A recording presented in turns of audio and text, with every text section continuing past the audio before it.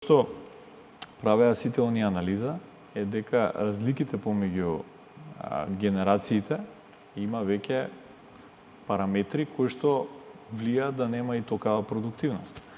Значи, ако ние мериме нашата продуктивност во регионот, ние сме предпоследни. Кој е последен? Па не би менало, ама наши соседи се. Да речеме дека што е многу тажно. Значи, ако ги мериме вистинските параметри зошто не сме толку продуктивни, ќе видиме дека имаме смена на генерации, имаме смена на технологии и светски полови во моментов кој што со сите овие војни, нели? И сето тоа нормално дека влијае на оваа мала економија која што имаме ние. И тамо негде некој предприемач сега треба да најде генерација која што сака да работи во неговата фирма.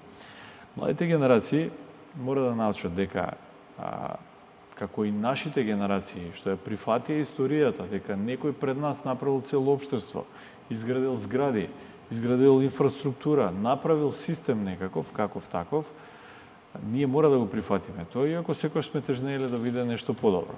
Младите сега имаат своји навики и викаат, јас дел од нив ги почитувам, да ви кажам, например, они не прифаќаат, да речеме, не се толку лојални како нас и нема да чека 5 години за да му порасне позицијата, него он би сакал, ако може за 2-3 месеци, многу брзо да напредува, брзо да заработи. Има еден познат термин well-being се века сега што они доста го користат, а тоа е квалитет, соодносот на квалитетот на животот со работата. Според well-being во нивната глава, значи они треба да имаат време за себе, време за тренинг, време за квалитетна храна и така натаму и добра плата за да може сето тоа да се плати, нели?